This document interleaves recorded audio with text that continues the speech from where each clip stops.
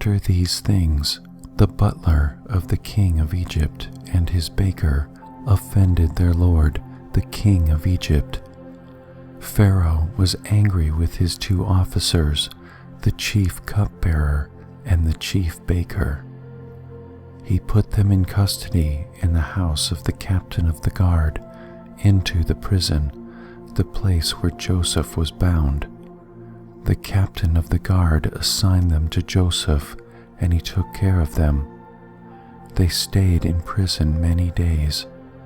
They both dreamed a dream, each man his dream, in one night, each man according to the interpretation of his dream, the cupbearer and the baker of the king of Egypt, who were bound in the prison. Joseph came into them in the morning and saw them, and saw that they were sad. He asked Pharaoh's officers who were with him in custody in his master's house, saying, "Why do you look so sad today?" They said to him, "We have dreamed a dream, and there is no one who can interpret it." Joseph said to them, "Don't interpretations belong to God? Please tell it to me." The chief cupbearer told his dream to Joseph and said to him, "In my dream, behold, a vine was in front of me, and in the vine were 3 branches. It was though it budded, it blossomed, and its clusters produced ripe grapes.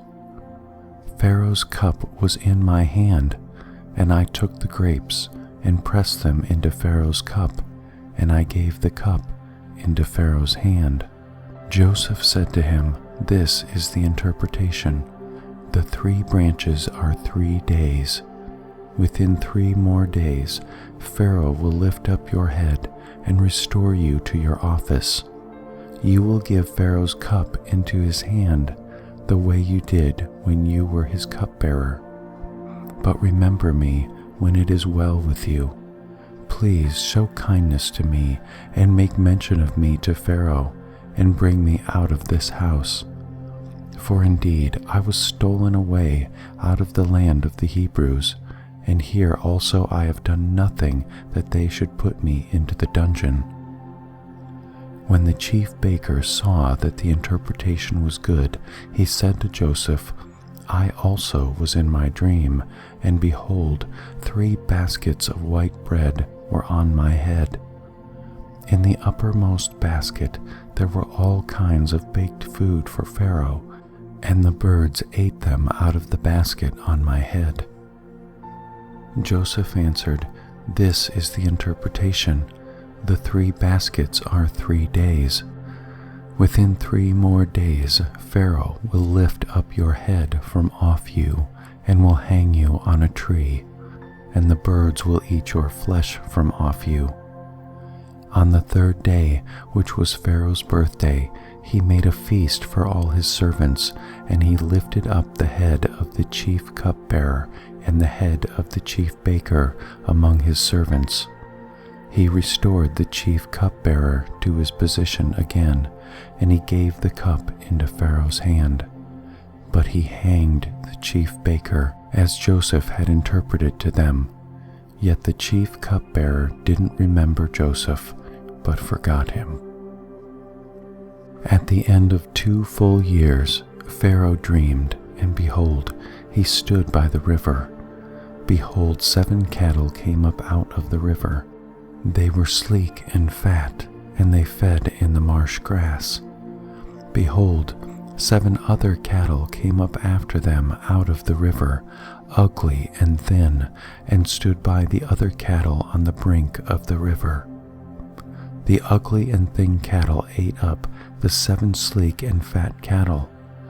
So Pharaoh awoke. He slept and dreamed a second time, and behold, 7 heads of grain came up on one stalk, healthy and good. Behold, 7 heads of grain, thin and blasted with the east wind, sprung up after them. The thin heads of grain swallowed up the 7 healthy and full ears. Pharaoh awoke, and behold, it was a dream. In the morning his spirit was troubled, and he sent and called for all of Egypt's magicians and wise men. Pharaoh told them his dreams, but there was no one who could interpret them to Pharaoh. Then the chief cupbearer spoke to Pharaoh, saying, "I remember my faults today. Pharaoh was angry with his servants and put me in custody in the house of the captain of the guard with the chief baker. We dreamed a dream in one night, he and I. Each man dreamed according to the interpretation of his dream. There was with us there a young man, a Hebrew, servant to the captain of the guard, and we told him, and he interpreted to us our dreams. He interpreted to each man according to his dream. As he interpreted to us, so it was. He restored me to my office, and he hanged the baker." Then Pharaoh sent and called Joseph, and they brought him hastily out of the dungeon. He shaved himself, changed his clothing, and came in to Pharaoh. Pharaoh said to Joseph, "I have dreamed a dream, and there is no one who can interpret it. I have heard it said of you that when you hear a dream, you can interpret it." Joseph answered Pharaoh, saying, "It isn't in me. God will give Pharaoh an answer of peace." Pharaoh spoke to Joseph, "In my dream, behold, I stood on the brink of the river, and behold, 7 fat and sleek cattle came up out of the river. They fed in the marsh grass, and behold, 7 other cattle came up after them, poor and very ugly and thin, such as I never saw in all the land of Egypt for ugliness. The thin and ugly cattle ate up the first 7 fat cattle, and when they had eaten them up, it couldn't be known that they had eaten them, but they were still ugly, as at the beginning. So I awoke. I saw in my dream, and behold, 7 heads of grain came up on one stalk, full and good. And behold, 7 heads of grain, withered, thin, and blasted with the east wind, sprung up after them. The thin heads of grain swallowed up the 7 good heads of grain. I told it to the magicians, but there was no one who could explain it to me." Joseph said to Pharaoh, "The dream of Pharaoh is one. What God is about to do, he has declared to Pharaoh. The 7 good cattle are 7 years, and the 7 good heads of grain are 7 years. The dream is one. The 7 thin and ugly cattle that came up after them are 7 years, and also the 7 empty heads of grain blasted with the east wind, they will be 7 years of famine. That is the thing which I have spoken to Pharaoh. God has shown Pharaoh what he is about to do. Behold, 7 years of great plenty throughout all the land of Egypt are coming. 7 years of famine will arise after them, and all the plenty will be forgotten in the land of Egypt. The famine will consume the land, and the plenty will not be known in the land by reason of that famine which follows, for it will be very grievous. The dream was doubled to Pharaoh, because the thing is established by God, and God will shortly bring it to pass. Now therefore let Pharaoh look for a discreet and wise man, and set him over the land of Egypt. Let Pharaoh do this, and let him appoint overseers over the land, and take up the 5th part of the land of Egypt's produce in the 7 plenteous years. Let them gather all the food of these good years that come, and store grain under the hand of Pharaoh for food in the cities, and let them keep it. The food will be to supply the land against the 7 years of famine, which will be in the land of Egypt, so that the land will not perish through the famine." The thing was good in the eyes of Pharaoh, and in the eyes of all his servants. Pharaoh said to his servants, "Can we find such a one as this, a man in whom is the Spirit of God?" Pharaoh said to Joseph, "Because God has shown you all of this, there is no one so discreet and wise as you. You shall be over my house. All my people will be ruled according to your word. Only in the throne will I be greater than you." Pharaoh said to Joseph, "Behold, I have set you over all the land of Egypt."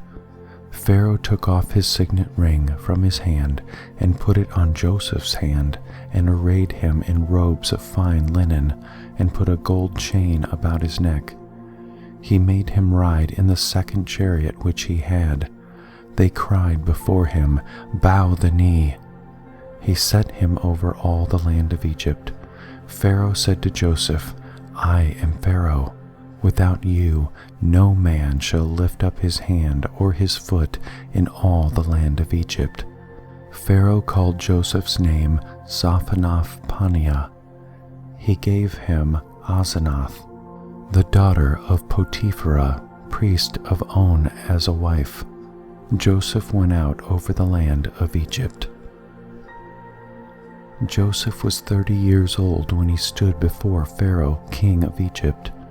Joseph went out from the presence of Pharaoh and went throughout all the land of Egypt. In the 7 plenteous years the earth produced abundantly. He gathered up all the food of the 7 years which were in the land of Egypt, and laid up the food in the cities. He stored food in each city from the fields around that city. Joseph laid up grain as the sand of the sea, until he stopped counting, for it was without number. To Joseph were born 2 sons before the year of famine came, from Asenath, the daughter of Potiphera, priest of On, bore to him. Joseph called the name of the firstborn Manasseh, for, he said, "God has made me forget all my toil and all my father's house." The name of the second he called Ephraim, for God has made me fruitful in the land of my affliction. The 7 years of plenty that were in the land of Egypt came to an end. The 7 years of famine began to come, just as Joseph had said. There was famine in all the lands, but in all the land of Egypt there was bread. When all the land of Egypt was famished, the people cried to Pharaoh for bread, and Pharaoh said to all the Egyptians, "Go to Joseph.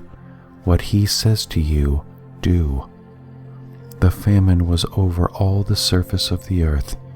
Joseph opened all the storehouses and sold to the Egyptians. The famine was severe in the land of Egypt. All countries came into Egypt to Joseph to buy grain, because the famine was severe in all the earth. Now Jacob saw that there was grain in Egypt, and Jacob said to his sons, "Why do you look at one another?" He said, "Behold, I have heard that there is grain in Egypt. Go down there and buy for us from there, so that we may live and not die." Joseph's 10 brothers went down to buy grain from Egypt. But Jacob didn't send Benjamin, Joseph's brother, with his brothers, for he said, "Lest perhaps harm happen to him." The sons of Israel came to buy among those who came, for the famine was in the land of Canaan. Joseph was the governor over the land. It was he who sold to all the people of the land. Joseph's brothers came and bowed themselves down to him with their faces to the earth. Joseph saw his brothers, and he recognized them, but acted like a stranger to them and spoke roughly with them. He said to them, "Where did you come from?" They said, "From the land of Canaan to buy food." Joseph recognized his brothers, but they didn't recognize him. Joseph remembered the dreams which he dreamed about them, and said to them, "You are spies. You have come to see the nakedness of the land." They said to him, "No, my lord, but your servants have come to buy food. We are all one man's sons. We are honest men. Your servants are not spies." He said to them, "No, but you have come to see the nakedness of the land." They said, "We, your servants, are 12 brothers, the sons of one man in the land of Canaan. And behold, the youngest is today with our father, and one is no more." Joseph said to them, "It is like I told you, saying you are spies. By this you shall be tested. By the life of Pharaoh you shall not go out from here, unless your youngest brother comes here. Send one of you, and let him get your brother, and you shall be bound, that your words may be tested, whether there is truth in you, or else by the life of Pharaoh surely you are spies." He put them all together into custody for 3 days. Joseph said to them the third day, "Do this and live, for I fear God. If you are honest men, then let one of your brothers be bound in your prison, but you go, carry grain for the famine of your houses. Bring your youngest brother to me, so will your words be verified, and you won't die." They did so. They said to one another, "We are certainly guilty concerning our brother, in that we saw the distress of his soul when he begged us, and we wouldn't listen. Therefore this distress has come upon us." Reuben answered them, saying, "Didn't I tell you, saying, 'Don't sin against the child,' and you wouldn't listen? Therefore also, behold, his blood is required." They didn't know that Joseph understood them, for there was an interpreter between them. He turned himself away from them and wept. Then he returned to them and spoke to them, and took Simeon from among them, and bound him before their eyes. Then Joseph gave a command to fill their bags with grain, and to restore each man's money into his sack, and to give them food for the way. So it was done to them.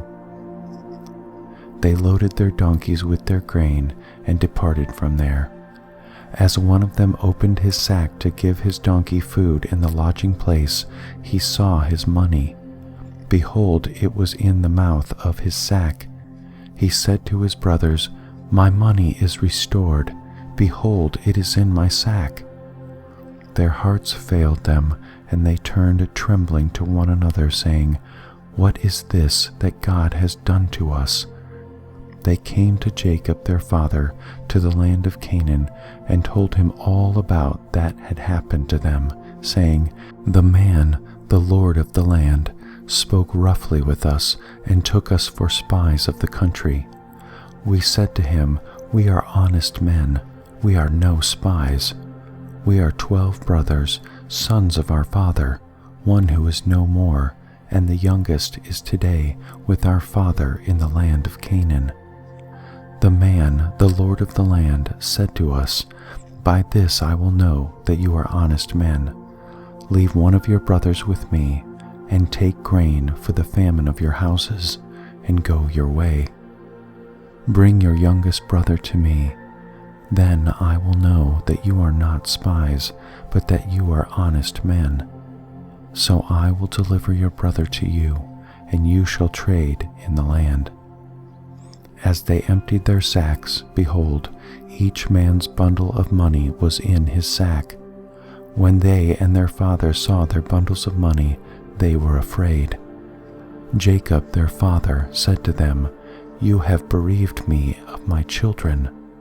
Joseph is no more, Simeon is no more, and you want to take Benjamin away. All these things are against me.' Reuben spoke to his father, saying, 'Kill my 2 sons if I don't bring him to you. Entrust him to my care, and I will bring him to you again.' He said, 'My son shall not go down with you, for his brother is dead, and he only is left. If harm happens to him along the way in which you go, then you will bring down my gray hairs with sorrow to Sheol. A poem by David. Preserve me, God, for I take refuge in you. My soul, you have said to Yahweh, you are my Lord. Apart from you, I have no good thing. As for the saints who are in the earth, they are the excellent ones, in whom is all my delight. Their sorrows shall be multiplied who give gifts to another god. Their drink offerings of blood I will not offer, nor take their names on my lips. Yahweh assigned my portion and my cup. You made my lot secure. The lines have fallen to me in pleasant places. Yes, I have a good inheritance. I will bless Yahweh, who has given me counsel. Yes, my heart instructs me in the night seasons. I have set Yahweh always before me. Because he is at my right hand, I shall not be moved. Therefore my heart is glad, and my tongue rejoices. My body shall also dwell in safety, for you will not leave my soul in Sheol, neither will you allow your Holy One to see corruption. You will show me the path of life. In your presence is fullness of joy. In your right hand there are pleasures forevermore.